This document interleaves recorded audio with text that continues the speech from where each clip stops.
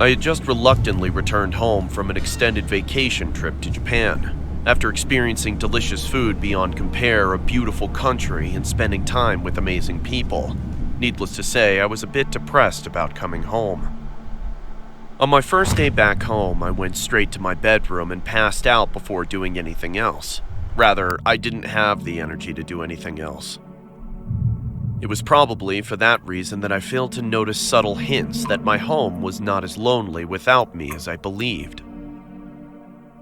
Hours later, I awoke in the middle of the night to the sound of scuttling noises and the floorboards creaking.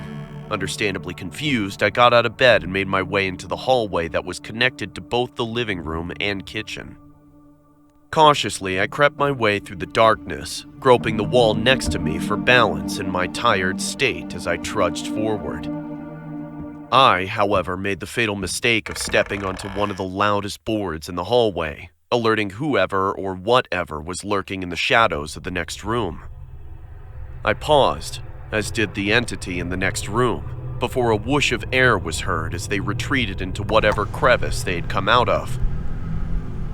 Taking a nervous gulp of air, I walked into the living room and turned on the nearby lamp that dimly lit up the room. Looking around, I spotted not a soul, but rather some of my furniture was disturbed.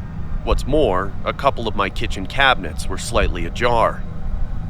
Bewildered, but with my guard up, I went over and closed them all before readjusting my furniture, by which point I had relaxed.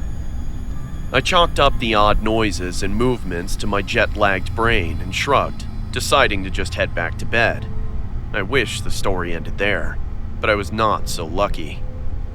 Before entering the hallway to my room, I saw that the large metal covering to the air vent above the couch was missing. Peering up at it, I mumbled, "What the?" before a crooked face filled with abject disdain for my existence popped into view. Startled, I fell to the ground and began crawling away as I heard the man begin screeching incoherently as he dropped down onto the couch. I watched in horror as his joints cracked beneath his raggedy hoodie and heavily stained jeans. He stared at me, silent now, before brandishing a knife out of his back pocket and pointed it towards me. "My house now! Mine! Mine! You left it! It's mine!" He shouted with a slurred voice as he charged towards me. I hurriedly crawled towards my room and slammed the door behind me and locked it as he started jabbing his blade into the door, yelling at me to die. Shakily, I called the police and sobbed as I told them what was happening. Thankfully, I was told a patrol car was nearby my neighborhood and they would be at my house in minutes. I stayed on the phone and picked up a baseball bat just in case that deranged cretin broke down my door. A few horrendous minutes later, the police arrived, and after a quick but violent struggle, they managed to subdue the intruder. After locking him in the back seat of the patrol car, the cops investigated my house and found that the man apparently had been living there while I was gone. But not just that.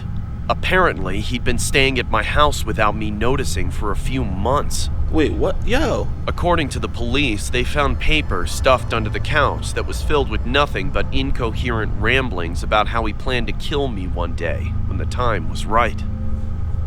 With the dates next to each entry predating my trip to Japan by an uncomfortable amount of time. Frankly, I'm happy to be alive and relieved that the situation was resolved so quickly. Man was in your house for months. But still, I make sure to triple check the locks in my home after that little incident. You better check the goddamn. You better check the roof too, bro. The way you said that he came from the top, nah, can't be me. He took that baseball bat out a little too slow. Was laying on the floor, just sitting there. Just could have grabbed that baseball bat, dodged the knife swing, you know, hit him inside, hit him back of the head, hit him back of the Amadula Amagata, man. He would have fell over. He would have been cooked. Tie him up, call the cops, give him to the cops. Simple. Yes.